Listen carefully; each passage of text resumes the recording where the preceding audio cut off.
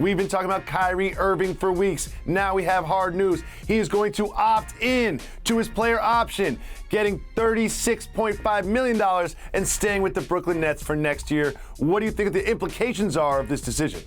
No surprises on this show. If you constantly watch the rhetoric that we spill on this topic. And there are people in the game that felt like it was a foregone conclusion that Kyrie was going to lead the Nets by all means necessary, whether it's to take less money with the Lakers, whether it's to try to force a sign and trade to a team they didn't even really want to do a sign and trade with. But like I told you, the thing that was going to carry today is his relationship with KD. And I'm going to basically tell you how I believe these conversations went. I'm under contract for a few more years. They gonna take care of you. All you gotta do is show up and play ball. And that's what they say. If you show up, you opt in, you invest, we're gonna take care of you. We're gonna have a healthy team next year. We hope to have Ben Simmons. We hope to have Joe Harris. We're gonna fix whatever weaknesses we have. We have Seth Curry still on the roster. Like, we have a really good team. Opt in. If you opt out, now all of a sudden it creates a domino for KD too. You have Dame Dollar posting on IG story. You're gonna have other players around the league trying to recruit KD. And like I told you, I didn't want to see KD bouncing around the league like a barnstormer trying to figure out which player he can link up with to try to win a championship. And so this totally makes sense for all sides.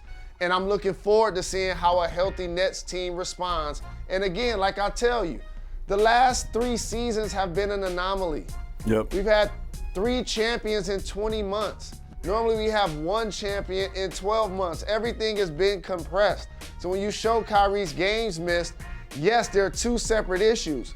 There's an injury issue, and I talked about great all-star level players who put up the kind of numbers he put up but still missed the number of games he missed, like Shaq and Grant Hill.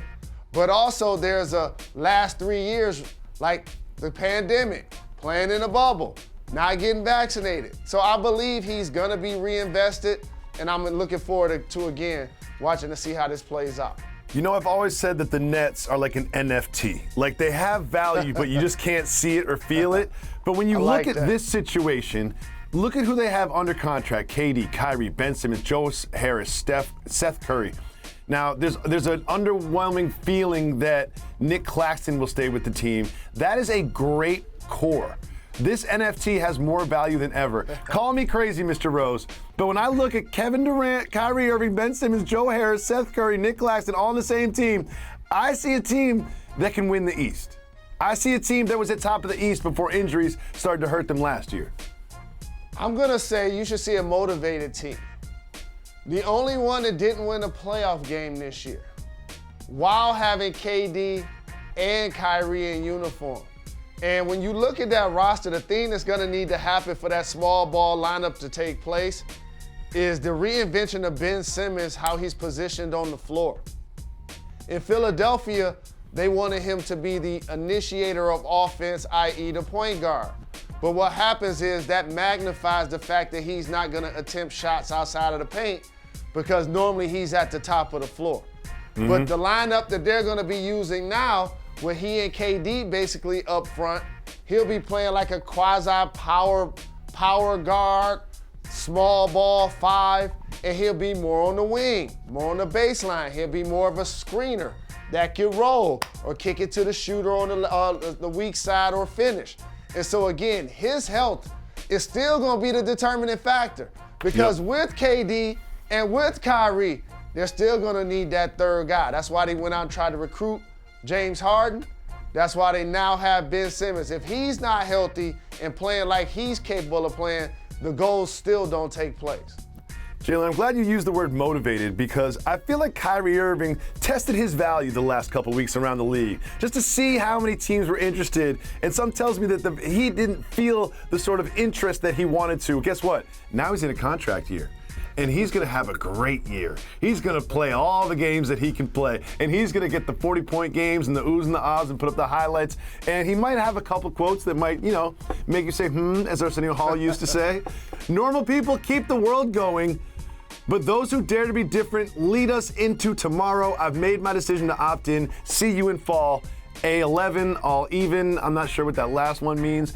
But Jalen, I don't disagree with this. Normal people keep the world going. Those who do different, lead us into tomorrow. Sure. Whatever that means. Sure. Hey, you know what? What I've learned to do, like with artists, entertainers, athletes, or whoever, like who's uber talented at what they do, is focus on why I got introduced to them. And I got introduced to Kyrie Irving because he's an amazing basketball player. Great basketball player. Right. So I'm able to ignore what some people question as, confusing messages on Twitter. Like, when I ain't confused? Right there. When he do that step back with that left hand, I know what that looks like. Ooh, look at this. There's no confusion there. That's a bucket. None. There's no confusion there. And so again, like, I think what ends up happening, Jacoby, as a public figure, and you know this, like, people will take snowball of slander and try to make that your legacy. And like Kyrie's like a terrific player, a champion, a clutch player.